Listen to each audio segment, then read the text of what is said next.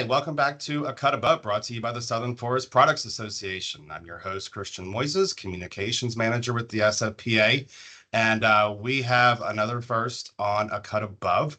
We've talked a lot with equipment manufacturers and sawmills professionals that support the Southern pine lumber industry, but this is going to be a really interesting interview because we're talking with Matt Scholl, with the Vice President of the Southern Pine Inspection Bureau. Matt, so glad to have you here today. Thanks for having me, Christian. Most people in this industry and watching this should know what SPIB is and what they do. We'll come back to that in a second, but let's go ahead and get to know you a little bit. What do you do? How long have you been in this industry? Why are you in this industry? Well, I've been in the industry for a bit of time. I've spent a lot of my training in the Northeast, and my schooling was in Northeast at Penn State. So I've started out hardwood lumber grading, and then moved to the West Coast. I got my all my degrees from Penn State University. So we are, and then I went out to the West Coast. But prior to doing that, I spent a little time in the Black Forest in Germany, going to school at Freiburg University. And then I went to the West Coast and ran sawmills in Coos Bay, Oregon.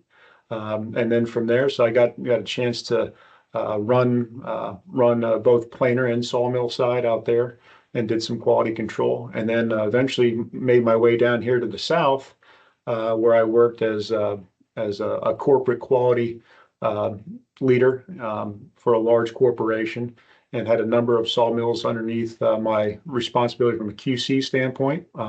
After that, kind of went over to the treating side, and understood, got a good schooling on the treating, on Southern Yellow Pine treating, and found my way here. So it's kind of been a good fit. SPIB has been a good fit for my experiences, working in a lot of different wood baskets, working in the treated side, and having been involved in quality and having a wood science background. So that's kind of how I got here. That's pretty. It's a big variety. I had no idea that you came from hardwood and had all this other species experience, but we are so happy that you landed and have stayed with Southern Pine, obviously, because that's what we're all about here at SFPA, right? So we know that SPIB is very important, but and most people in the industry obviously are familiar with what SPIB does. For those that end users and other people that may not know as much about lumber, let's talk about, give me your 60-second elevator pitch, which I know it's going to be a lot more than 60 seconds, but what is it that SPIB does? Why is SPIB so crucial in the Southern Pine lumber supply chain? Well, first, I'd like to say that, we, both SFPA and SPIB come from the same roots. We were born out of the 1940 consent decree. And, we had that, division of inspection services and marketing, which, kind of spawned to both of our positions. But SPIB is responsible we're a rules writing agency. I think there's 5 ALSC as listed. So we're responsible for the Southern Yellow Pine species. They task us with writing the rules and upholding a voluntary product standard 20, PS 20. We are an accredited agency through ALSC. So we manage the Southern Yellow Pine grading rules, along with the resource monitoring program. And we also are very involved on the treated side, so in enforcing AWPA standards as well. So we're kind of we have a very defined sandbox. Mechanically graded lumber, visually graded lumber, and treated lumber is predominantly where and we have some wood packaging material services as well, but that's where we're at. We're a rules writer, accredited by ALSC, and we're tasked with upholding PS 20 and AWPA standards. And without getting way too much into the technicalities of grading, because we know that could take a whole series over the course of a year, and y'all do some great education series on that. Explain in a 60-second nutshell to that person that's going out to Lowe's or Home Depot, their local hardware supplier, and buying lumber for their backyard. Where does SPIB fit into their backyard project? Well, SPIB I never understood the real value of a brand until I came here. Brand recognition is a big is where is really where our value lies. We have a long history, since 1915 of playing a role in writing standards and and helping facilitate the creation of very safe products for our for the end user, be it from a strength or efficacy side.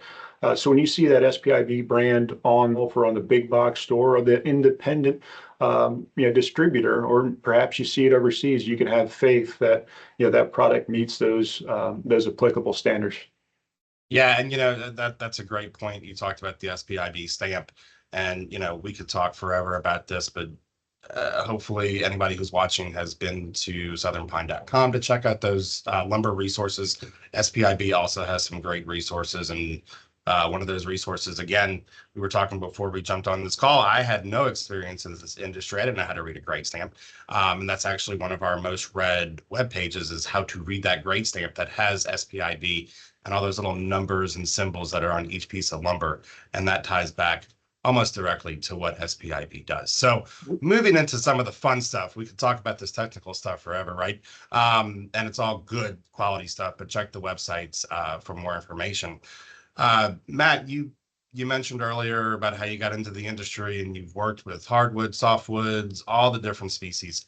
What is it about Southern Pine? How did you end up sticking with Southern Pine?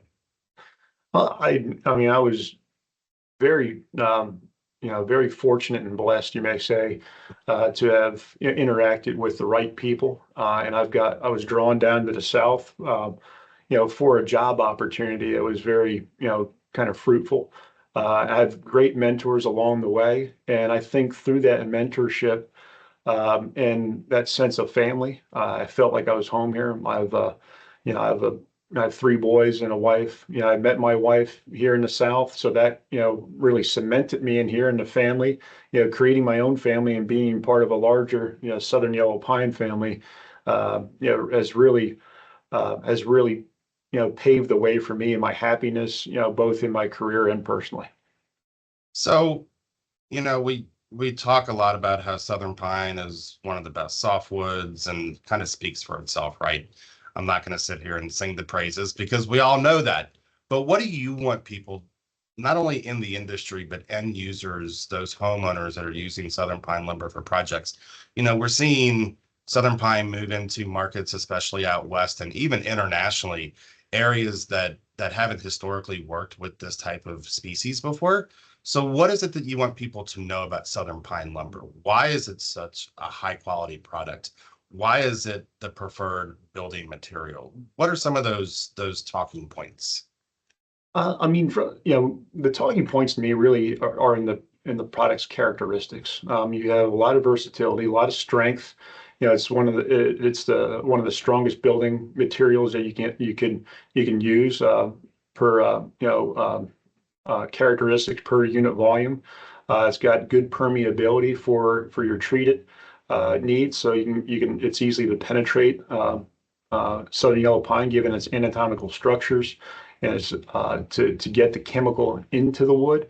And it's also one of the things that I find very attractive to it is the contrast in colors from the light kind of creamy color that you see in the sapwood versus the darker, more pronounced contrast in color that you see in the late wood. So there's really a broad spectrum of colors that are in the wood. Not to mention, as I said before, the strength properties and the ability to get preservative systems and improve its efficacy in use. Yeah, it's funny. We have some ads, some old advertisements, like back from the 1920s and 30s, right outside my office in the hallway. And it always mentions, most of those ads talk about the wood of use and the wood of service. And I think you pretty much explained why they were using those taglines, right? What do you see with the industry? I mean, this is an industry that some people would say has been consistent for hundreds of years. And then we've seen a lot of change, obviously, over the years with automation and technology, different markets, different uses for the lumber. Where do you see the industry could improve in the coming year or two? Well, one at SPIB, what we focus on is talent development. We need to continually develop our talent. Our organization is only as strong as our talent in the field and here in the office and in the labs. So we're continually trying to refine the way we train, improve our training courses. We just came out with a new training format, Week in Quality Together. The Week in Quality is really a collection of our kiln course, our grading course, and our QC course all in the 1 week. And you could also, take those individually if you like, but it really provides an opportunity for our subscribers to get someone away from the mill just once instead of several times. So we find that's a valuable tool. And that's not only talent development for our subscribers, but we're doing that internally as well, opening up some different opportunities for our staff to continue to refine their skills and grow their skills. So that's a really commonplace that, that our mission kind of ties in nicely with our subscribers' mission. And then on top of that is, being innovative in the way that we package our technology and our data, making metric-based decision making where we can make informed decisions. And that's one area that I would like to, kind of grow with SPIB in combination with our subscribers is, packaging that data in a way that they can use it to make operating decisions and make business decisions where we can be part of that, discussion and play a role in that decision and helping them, define how the mill is performing in terms of quality. Yeah, and those are all great points, and we kind of hear that even from our sawmill members, lumber manufacturer members, and our equipment manufacturers. It's how do we package this? How do we become more efficient while being even more effective than what we already are? So it's good to hear that we're all kind of in the same boat, right? Again, you've been in this industry for a while, so there should not be surprises, but there are probably still surprises. So what still surprises you in the forest products and the Southern pine lumber industry? What surprises me is the innovation in the mills that I go out to, and that's one of the great opportunities that I have, being a leader of a third-party inspection agency, is being able to see the amount of technology out there. Not only the technology that you'd see off-the-shelf technology, but just the innovative ways people approach problems and sawmills approach problems. Every time I go to a mill, there's always something new that I hadn't seen before. And I've seen mills that run off of diesel engines, Amish mills in Pennsylvania that were run off of one Cummins diesel engine, and you're stepping over not the safest environment, but just the ingenuity and down from some of the how technology is being deployed to make decisions in AI. So there's a whole range of innovation that really is at different levels and different types of mills and facilities. So all great points. We're coming up on time. My favorite question, I know you've been sweating it for the past couple of nights, but where do you see the Southern pine lumber industry in 10 years? What is that going to look like?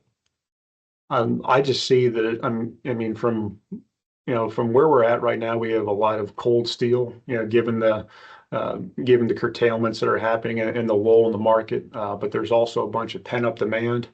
You can see our neighbors to the north making investments down here in the south. I think the future is bright.